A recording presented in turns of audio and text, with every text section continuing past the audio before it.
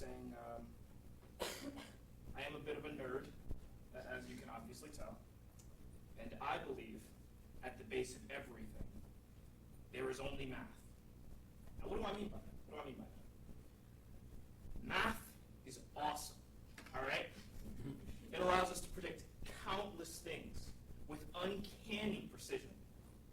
Given an object's velocity and position, you can calculate where it will be at any point in time, down to the millimeter. It's insane. And I know this. I know what you're all thinking, like this is speech class, not calculus. You don't want to hear about this. But if you live on Earth, you might find this information useful, because you might notice that below your feet there's this giant mass that seems to be constantly pulling you down, called the Earth. This is gravity, and we can predict it with absolute precision down to the millimeter. Check this out.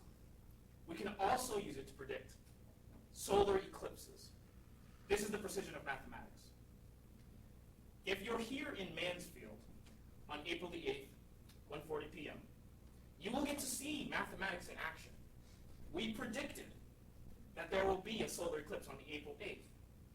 And if you're here, you will bear witness to the absolute power of mathematics. Here's another thing. We can look through the past to see solar eclipses that happened back then. This is thousands of years in the past we're able to predict. So we predicted there was a solar eclipse back in 585 BCE, and we looked through the records. Lo and behold, there are records of people that saw that solar eclipse. And in fact, it scared the crap out of the ancient Greeks, so much so that they ended the war that they were having at the time. It's pretty crazy. And it's not just for celestial objects or anything, it's also for everyday objects. The amount of mathematical prowess that goes into everyday objects like bicycles or doorknobs, handles, things like that is insane. The entirety of our world would not even function without mathematical models that are used to model things like population, stocks, the global supply chain. All these things rely entirely on math. So you have to wonder, if mathematics is so precise, maybe there's something more, fundamental about it, something more deep to mathematics that we're missing. So here are the sciences ordered in order of their composition. To explain this better, societies are composed of human minds are composed of neurons, and so forth, all the way down. And what you might notice, if you studied any of these sciences, or even had a passing knowledge of, the ones higher up use less mathematics and more words to describe their phenomenon, and the ones more to the right, at the bottom, use more mathematics. If you don't know anything about quantum physics, this is what it looks like.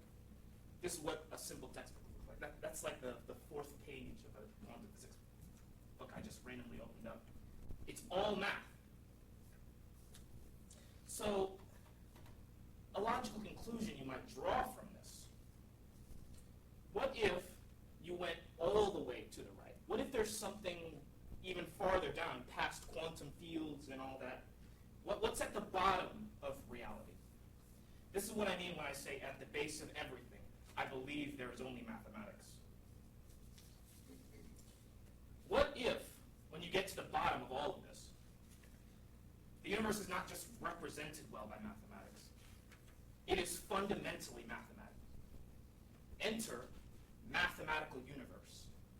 The same way you could have an equation that calculates, the trajectory of some object, or the orbits of planets and all that, and you just plug in the time to get in the exact place where it is at that time. What if you could write this grand equation that you could plug in the time for, and it would spit out the exact configuration of the universe at that time? Obviously, that has a lot of profound implications. If you know anything about determinism, it might kind of eradicate free will for you.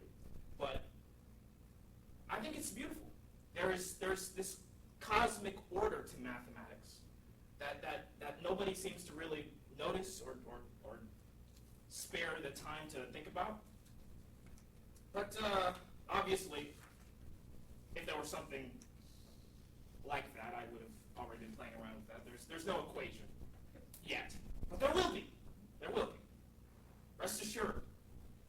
But that's as far as that theory goes.